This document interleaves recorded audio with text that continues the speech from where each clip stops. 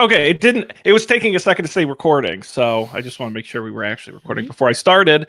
This is Don't Panic, episode number 393, recorded September 30th, 2024. Hello, everybody. Welcome to this episode of Don't Panic, the technology podcast on Gadgets, the Internet, and you. I'm Sean Jennings, joined by two guys who dare ask the question, what on earth would ordinary people want with computers? It's Dan Miller and Colby Rabideau. Good evening, gentlemen. Good evening. Good evening, computers. You're so silly. This one thing that I determined from watching this movie today was that I think we need to bring this movie thing to a close before I start a job, because I don't know if I have the time or the motivation to watch these types of movies when my day has at least 8 hours more of stuff going on. So my method for watching these movies has been forget to watch the movie until the night of the show. Sean and Dan post in Slack, "Did you guys watch the movie?" And I say to myself, "No." And I say to them, "I'm going to watch it right now." And then I make Laura watch it with me while, dinner is being prepared. And Laura asked tonight if we could take a break from the movies because she's tired. No. She's tired. Oh no! That is definitely a side effect of this movie, is being tired.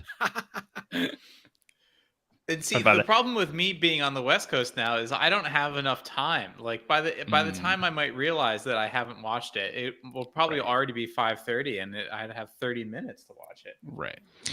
Well, Dan, one thing we could do is we could map out the next 15 movies, and you could just watch them all now. Oh, I see. Take you got time. Notes. Nothing but time. Yeah. Yeah, or I could feed it into one of these the summarizer things. Did you all see the podcast generation AI? Actually, this is very on topic for this. No, I haven't seen that. Oh my god, I cannot believe that Google of all companies made this. Google made, and it's called Notebook LLM or something. It's a terrible name. You feed it a document, and instead of producing a summary, it produces a 2-host podcast with audio of the two hosts discussing the document in the style of Reply All. It's incredible. Oh, now you're really I think we got to feed a show transcript into that and see what it does. I'll find it. The best one was when someone fed it how itself works and asked it to reflect on how it works, and then it got super freaked out, where it's what if nothing's real, man? The other night I had a dream that it's really funny. Wow, I will find it. Love it. That's great. No, we're real. We're really here to talk about the film this week. Before we get to that, gentlemen, anything else new in your world? Anything going on? Anything worth sharing or discussing? I was telling you guys earlier, I redid my whole computer area, including, but not limited to, a new desk, a new chair, new pads on my 10-year-old headphones because the other ones were flaky. It was nice. I got an adjustable standing desk that is very small, so it fits in my small desk space, which is exciting. And and so the fun thing, I sold on Facebook Marketplace, I sold my stupid Herman Miller Aeron chair for $650, which paid for 75% of the new desk and the new chair, which was great. So nice. Yeah. Why did you replace the chair? Well, I don't know if you remember, Dan. I have I used to have the weird stool chair because I had a fixed height standing desk. I do remember this. When COVID happened, I needed to get a chair because I wasn't going to stand all day. And so I got the stool height Herman Miller chair, which was a pretty good chair, but I was starting to so the stool chairs, they only make in one size. They don't, normal Herman Miller chairs, you can get different butt sizes for people with longer legs. Or longer butts, if you will. And I'm pretty sure having been measured for one of those chairs at an office before, it was not the right butt size for me. And also, like, because it was a stool, it had like a little foot ring, and so you had to kind of sit with your legs, like, with your feet kind of like I don't even know what the word is, like under you, not flat on the floor. Legs were not at a 90-degree angle, and I was having like weird like foot cramps and stuff, and I couldn't figure out what to do about it. So I was like, F all this stuff. And what else did you change? Honestly, that was mostly it. The new desk slotted in right where the old desk was. It's the same like size. It's maybe like 2 inches deeper, but it's the same width. It like zoops up and down. I still have the same monitor arm and stuff. I did have to. So over the years, I've had the desk I was using, which is now to my left, since I moved to Boston. And over the years, I've attached a lot of like paraphernalia to the bottom. Like I had like a keyboard tray, and I attached like my Cal Digit was mounted to the bottom, and the oh wow, I have like an Ethernet switch or whatever. And so the most annoying part of this was unscrewing all those things from the old desk and re-screwing them to the new desk. But I succeeded. Now, what is your, out of curiosity, I'm not a standing desk guy because I'm lazy and chairs haven't been invented, but I'm wondering what, there you go. That's how it's done. Wow. You look really short. I was going to ask, what is your, like in an average day, what's your percent standing, percent sitting? Ooh, that would be good to know. And it feels like the desk should be able to tell you that. That's a good question. My percent sitting is very high and my percent standing is very low. I get distracted when I'm standing, I think is the problem. Like Interesting. I don't know. Maybe I just get tired by the end of the day. Like I can do it if I'm like if there is no other stuff going on, but like if there are Slack interruptions, it just like I can field interruptions or I can stand. So I can only stand when there are no interruptions. I don't know why that's the same part of my brain, but it is. It's like walking and chewing gum. You can't do both at the same time. Exactly. Yeah, I just had a new addition to my office. Which is coffee pots behind you. Yeah, I do have my Bunn stainless steel carafes for our tea episode, hopefully taping this week. Oh my god. Isn't that big? That's a lot of tea. I have two of them. I borrowed them from the office. This is just for the hot water, and then I can make a lot of cups of tea. Oh man. I got so much junk in here. No, a walking pad.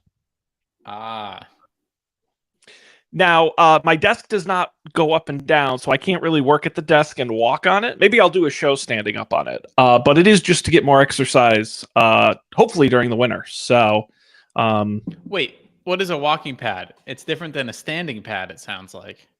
Oh, a walking. Let's see how easily this will work. Because now you're gonna get.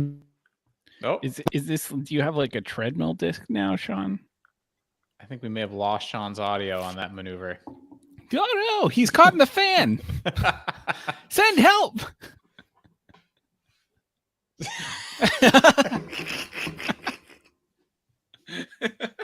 Don't worry, I got that screenshot.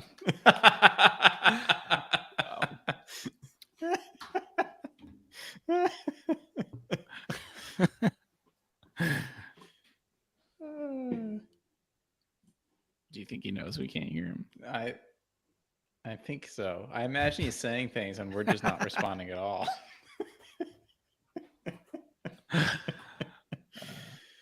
All right. And he's gone.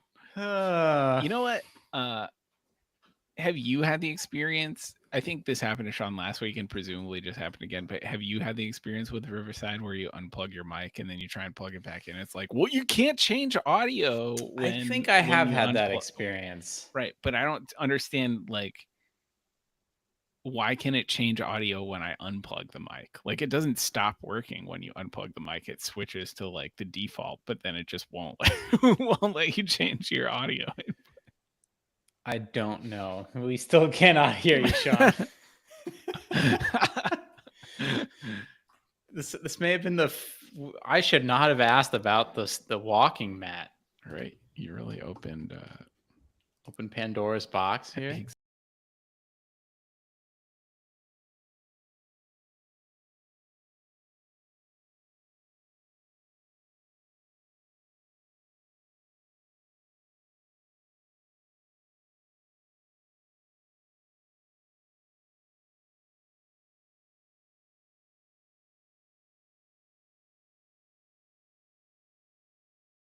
What I was trying to do, this whole setup is so jerry-rigged.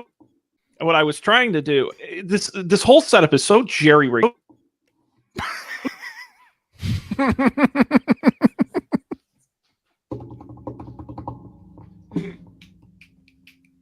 I think we lost you again, Sean.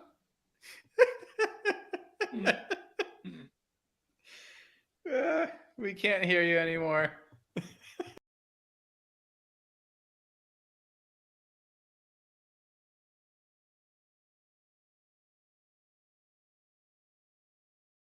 Everything is duct taped together, and I'm running. I finally figured out how to get 2 external monitors running off of my Mac, which with the M chip is very flaky to do. And so I have a special dock, and everything's all hooked up. And it's like if I look at it wrong, it explodes. So that was a really bad attempt on my part. A walking pad is basically a small treadmill without any kind of arms or anything. It's just like it folds out, and it's just like a flat treadmill pad thing on the floor. Motorized? Yes. Oh, interesting. You plug it, it's motorized. The idea, if you look them up, I could have just Googled a picture. Why didn't I just do that? I forgot. I have the internet. These are these mini folding treadmills. Here we go. If I share my screen and this crashes, we're done. I'm so done. So it's this little thing, and it folds flat, and you walk on it. But it's much smaller than a treadmill and lighter, so you can fold it, put it away when you're not using it. And I inherited one, and so now it's in my office, and I'm going to use it hopefully this winter to get some exercise. That was not an interesting enough story for all the hassle. I apologize. But the hassle was a story in and of itself. I guess. Have you used it yet? I haven't. I've tested it, but I haven't actually walked on it for a length of time. Right. But it's short. It's shorter than a regular treadmill, so you got to watch your step. Sure. Because there's not as much give to it. Interesting. But people actually, this is known for I'm sure. They have, it's designed to go under a standing desk. Oh, neat. So I will not be doing that because working and walking, I don't think I could do it. So wait, why do you have it then? I'm going to use it and watch something on a monitor while doing it. I'm not going to typing. I don't think, or using a mouse. I don't think I could be productive on it. But just the goal is in the evenings, after work, that sort of thing. You leave your work computer and then you go to your other computer to relax. That's right. That's right. My personal computing device. Now, Sean, go ahead. I was going to say, have you considered going outside and walking? What's that? Have we ever done this podcast outside? Some call it the outside nature's treadmill. Dan, first of all, that is where we all have to go outside to do the show is a great idea, and really hard for Colby. I feel bad because we have backyards. Colby could do it on the fire escape or something. I can go to the garden. I think that would be a ton of fun. Colby could go to Fenway. That's true. No, I don't go outside in general. I don't have any interest in walking outside. It's gross out there. And my neighborhood isn't super walkable. because there's no sidewalks and people drive like maniacs. And then like people see me. So that is always the downside. Right. yeah, unfortunate. So I'm gonna stay where I'm comfortable. Oh, actually, Sean, here's a little mini podcast topic. We are, I guess, watching is not quite the right word. The neighbor's dog is going to stay with us for a couple of days while they're gone. Ooh. We have never had a dog before, and we've certainly never had a dog stay in the house. My understanding is this is a thing that you have done. What Yes. should we prepare any equipment beyond, I imagine, the food and stuff and the leash that the owners are going to give us? The number one question is, what kind of dog is it? It is a very small poodle chihuahua mix. Don't think about that one too much. Yeah. Well, it sounds very annoying. Yeah, the poodle takes the edge off the chihuahua a bit, so it's not as annoying as it sounds. I think a small dog like that, you just need to create like an area or a corner somewhere where it's because that size dog cannot jump up on furniture, I assume. I am told it can jump up on a chair, and then from the chair it could get on the table. Okay. So you might have a problem there. You just want to have a comfy corner for the dog to lay down in. I don't know if they're providing any kind of blankets, beds, pillows, anything like that. I assume so. If not, I would definitely put out an area for the dog to be comfortable. Okay.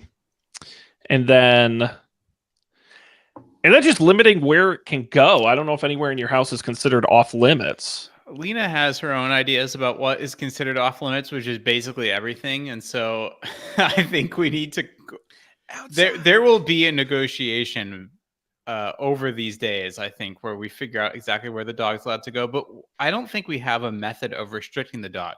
Now, I read about the gates, not Bill and Melinda, but the doggy gates.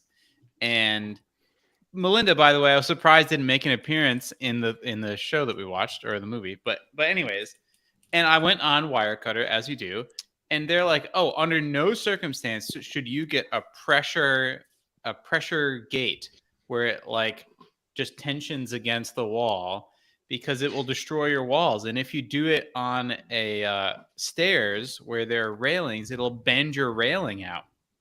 And so, yeah, I don't know.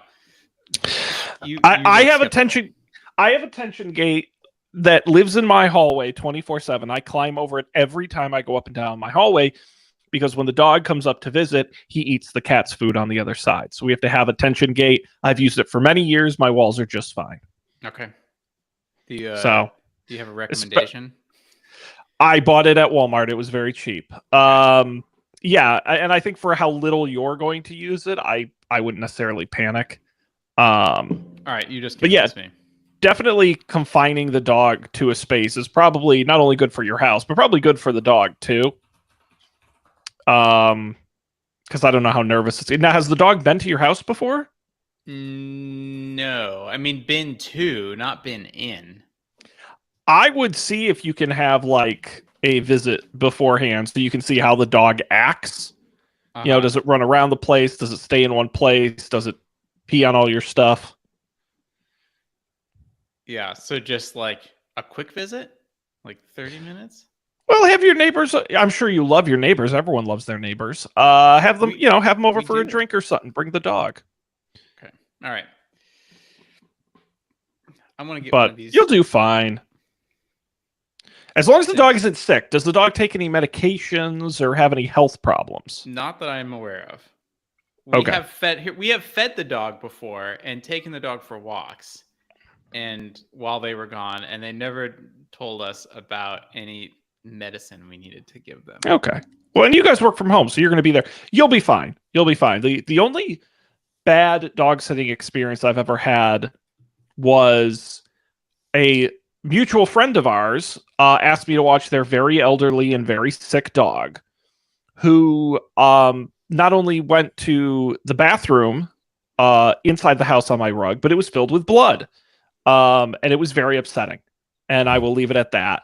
And this dog was very old and very sick. I'm like, is this a problem? And they're like, no, it happens sometimes. And it was not fun to clean up. And that was actually the last time my dog sat. So, Wow. so That's you got to know your wonderful dog, very sweet dog, but just was not. That's one thing I would advise is if the pet has a lot of health issues, you might want to pass. But you seem like you'll be okay. One time, my parents went on vacation and had my cousin come to their house to like just dog sit the dog, and like our dog was like, she was old-ish, but she wasn't like decrepit or anything, and she like just died. She like, oh my god, started like, I don't know, she had like a seizure or something and like died. And that was it. So I don't know if my cousin dog sits anymore either. Well, this is terrifying. Right. These are worst case scenarios. Yeah, you'll be fine. I once pet sat a whole farm in high school. We had a teacher, a true story. It was one sheep, but very mean and very big. And it was a bunch of chickens, a dog who lived in the barn. What else? There might have been a few other animals. And I came every day for like a week, and I fed them and made sure they were still in there and not attacked by anything. And it was a shit ton of work. And then at the end, of course, you learn a lesson. You ask for the price up front because I was not doing it for free. And at the end of it, after a week of work going up to this farm, he hands me a check for $20. And I don't think I ever spoke to him again because I was really upset that he got one over on this stupid high school kid. That does sound cool, though. You could say that you were a farmer at one point, Sean. I think. It was scary, because what would happen is there was something going on that time of year where I couldn't get up there until after dark at night, and there was like no lights, and so I would just and I'd be like, "Where is it? Where?" And it was very scary actually, and I did not enjoy it, not one bit. But you'll do great, Dan. We're rooting for you. You'll have to give us an update here on how you maybe bring the dog on the show. Have a guest. Yeah, the dog will still be here next Monday, so that could happen. The dog's name is Mary with an E instead of the A because it was misspelled when they got it, I think. And then they decided not to change it. So Mary as in, Christmas, not Mary as in, well, I guess that doesn't really narrow it down. Mary as in joy. Yes, there we go. Thank you. Great merriment. Cool. Great. Well, guys, why don't we pivot on over, unless we have any other banter, to this week's cinematic classic. Last week we watched Johnny Mnemonic, and I think we kind of swung in the totally opposite direction on this one with the 1999 made-for-television film Pirates of Silicon Valley, directed by Martin Burke and starring Noah Weil as Steve Jobs and Anthony Michael Hall as Bill Gates, spanning the years from 1971 to 1977 and the birth of the personal computer. Originally aired on TNT, June 20th, 1999. Guys, our first made-for-TV movie. That explains a lot. Yeah, I will tell you, I love a good made-for-TV movie. I will do a mini plug here because maybe one of my top 10 favorite movies of all time, and of course I haven't seen many movies, it's on Max, and it was an HBO made-for-TV movie called The Late Shift, which was about when Johnny Carson retired and Leno and Letterman competed for the job. And like they play, it's a made-for-TV movie, so they're based on a true story. It's very good and very funny. And just weird. But this is very much the constant fade outs to commercial break that doesn't actually happen, the over-reliance on music. You start to notice a few things. But this was actually a notable project at the time, and is still regarded as one of the more notable technology films. 89% on Rotten Tomatoes. It's still 89%? 89%. It is well regarded. Ray Richmond of Variety stated it as a brilliant piece of filmmaking and a wildly entertaining geek tragedy with the stylistic feel of true art. John Leonard referred to it as, quote, a hoot. Wow. But I guess the real question is, what did you guys think of Pirates of Silicon Valley? I had forgotten until you just said it that the movie was titled Pirates of Silicon Valley. The title does not tell you anything about what the movie is about, and it does explain the because wasn't there like a whole scene with pirates and there was like a party happening or something? Yeah, they had the flag outside of headquarters, and yeah. And did that ever actually happen, or was that just a way to justify the usage of the term? Because there are a lot of things in this where I was like, I read the Steve Jobs biography and I don't remember them ever mentioning this. yeah, in general, I don't know about individual moments, but in general, this is actually considered relatively accurate. Steve Wozniak himself said, yeah, that's basically how it happened. And Bill Gates called it fairly realistic. Wow. Steve Jobs hated it. Yeah. And when did this come out? 99? 99. Yeah. I'm gonna Google Apple headquarters pirate flags. Very loosely based on a true story. Oh, well, okay. For the 40th anniversary of Apple's founding, Apple flew a pirate flag over its headquarters. So I guess there is something to that then. What was the significance of? Oh, actually, this is a better significance. Do you know about the website folklore.org, Sean?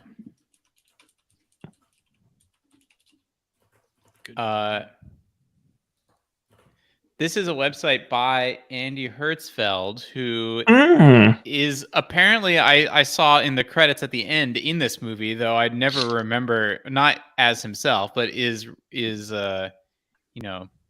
someone acts as him in this movie, but I didn't notice who that was. But a very early Apple employee, and he has all these like cool stories. But yeah, the pirate flag apparently real. There it is. There you go. 1984.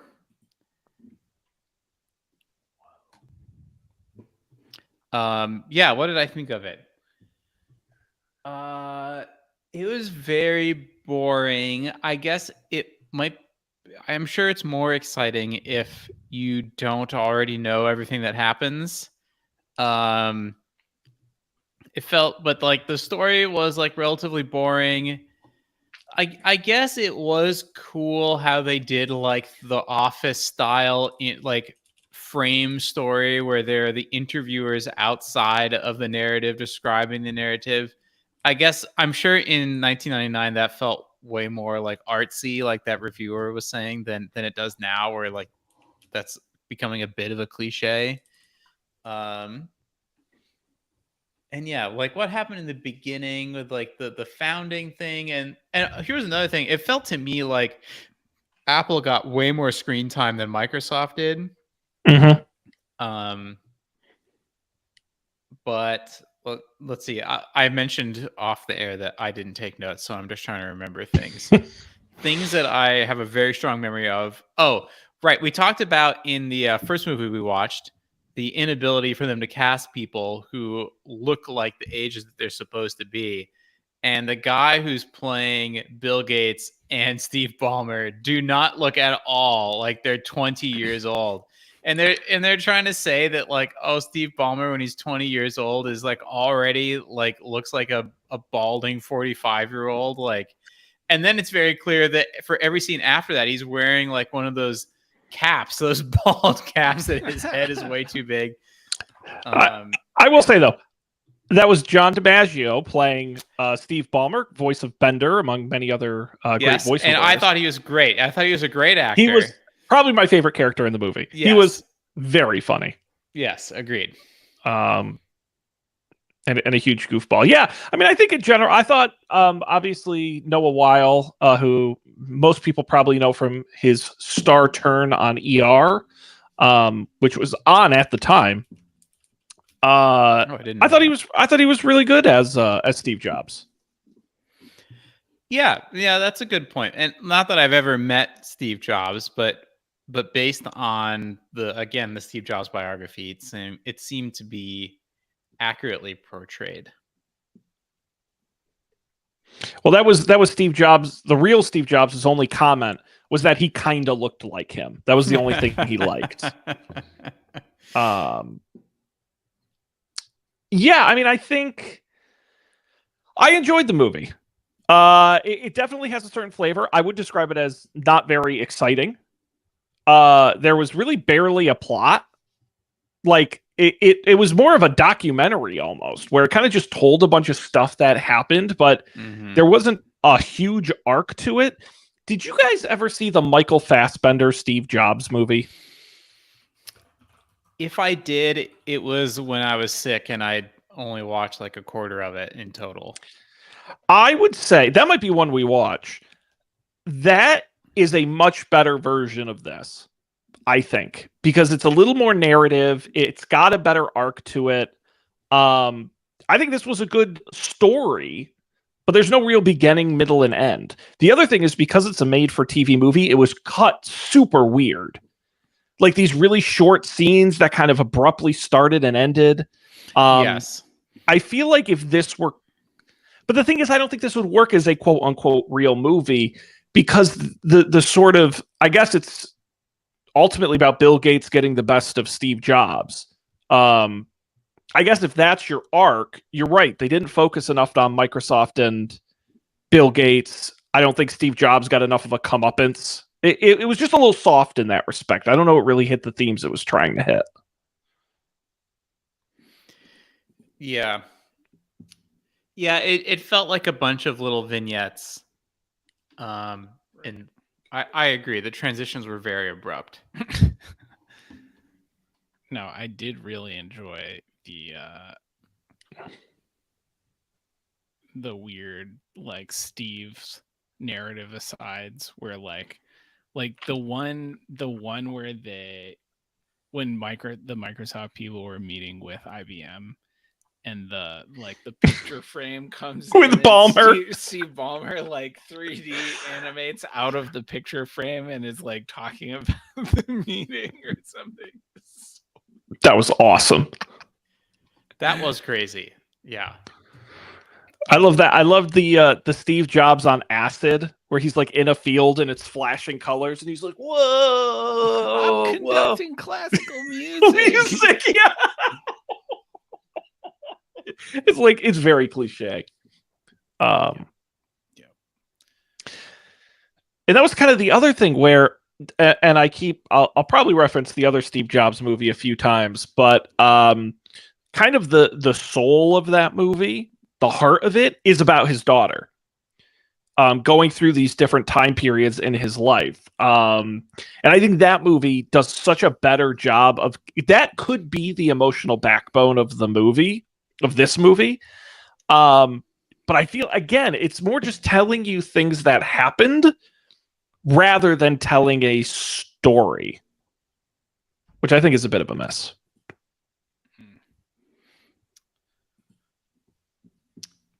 Yeah. What else happened? What was like in the middle? So what did you think about the Microsoft storyline, as it were? It was good. You know, I thought Anthony Michael Hall was really good as Bill Gates. You know, apparently the bulldozer race in the film, apparently that's based on a true story that actually happened. Wow. With Bill Gates. Yeah, I mean, I thought they brought a lot of life to the Bill Gates character and Paul Allen and Steve Ballmer. I loved the sort of... They had a good... And it was kind of that, like...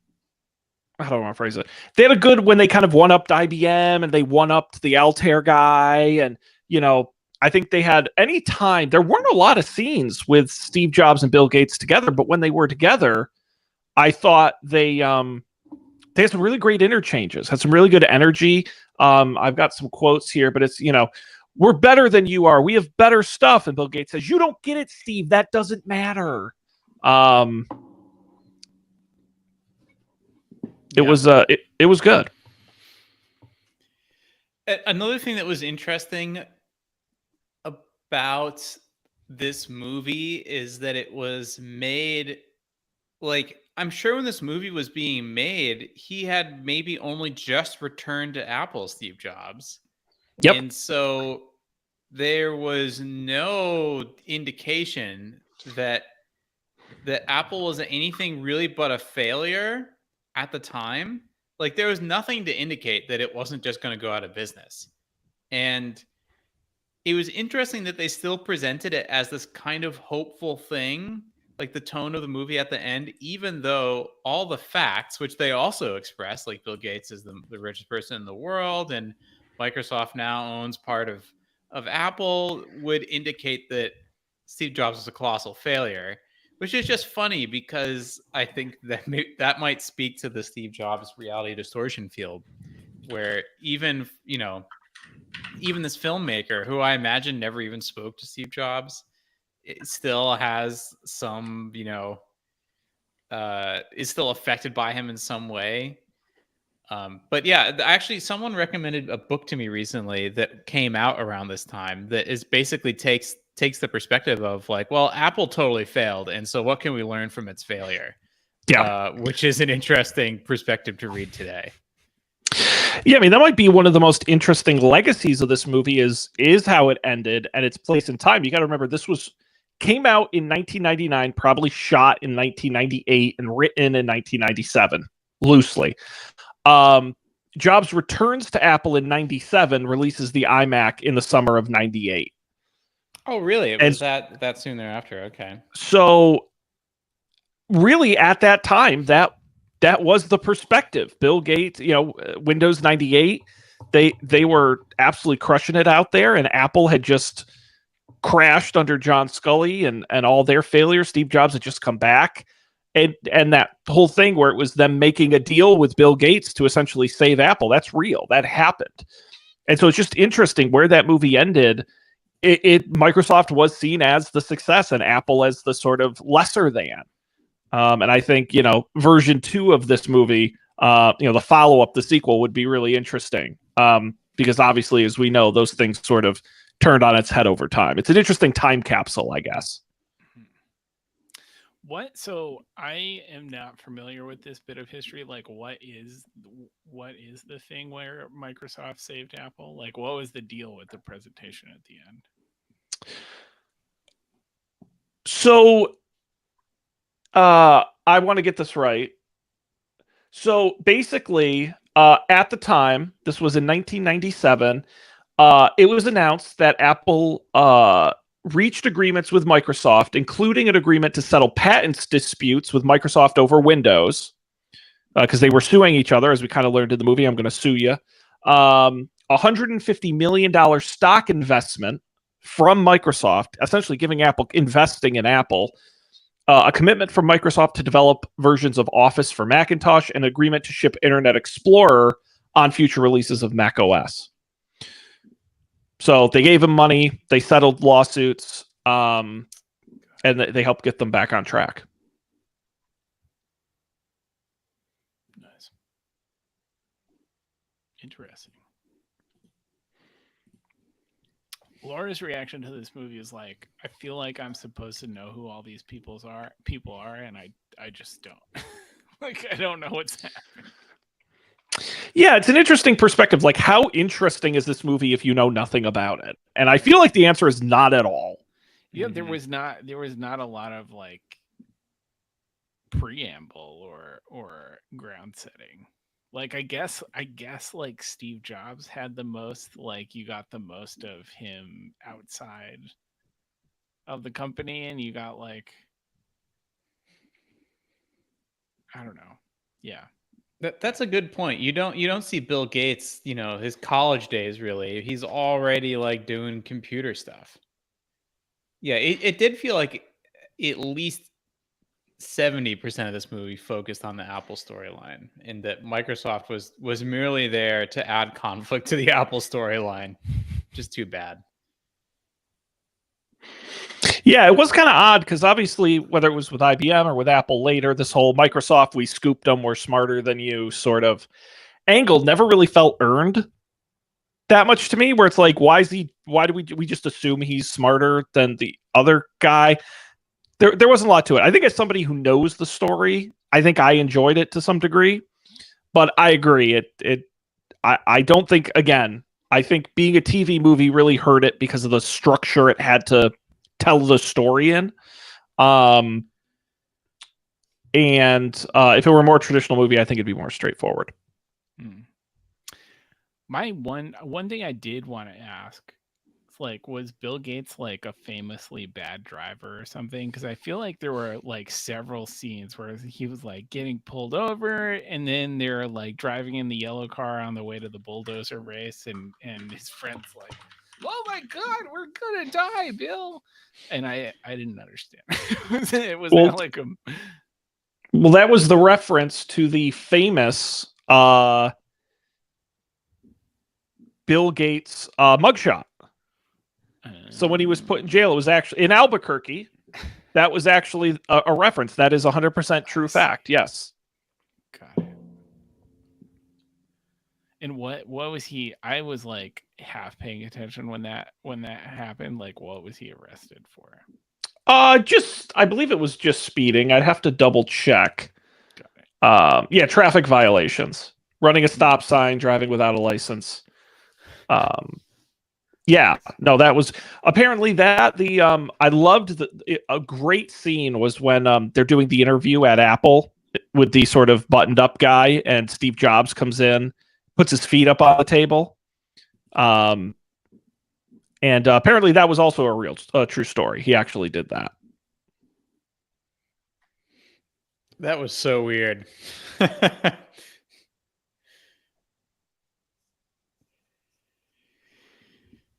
Yeah, I like Steve. I like Wozniak. I thought he was a very sympathetic character.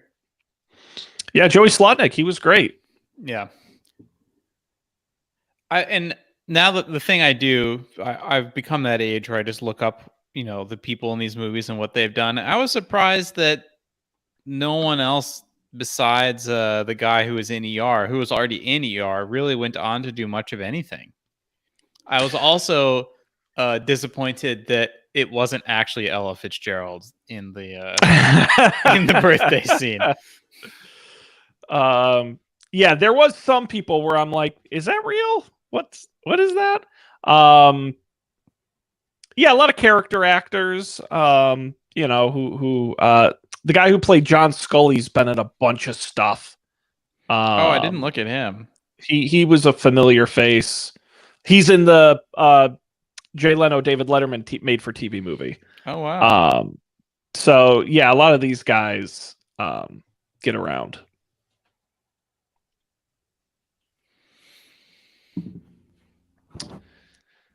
Yeah. Any other thoughts on the film? No, it wasn't.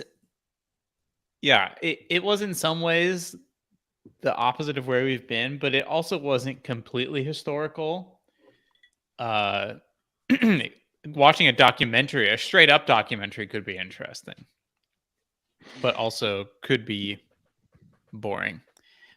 Maybe we need to add the Laura score as one of the 4 categories in this. The regular person score. Yeah. Yeah. To me, this is an awesome 6 to 8 episode miniseries.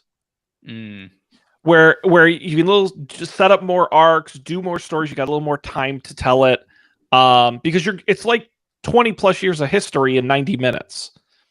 I think the format really hurt it. I think that's the number, because I think the acting was good. I think the script wasn't terrible. I think it looked good for a TV movie. It was shot pretty well.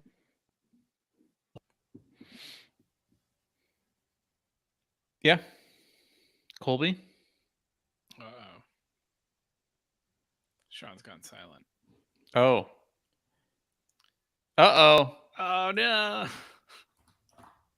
We lost him again.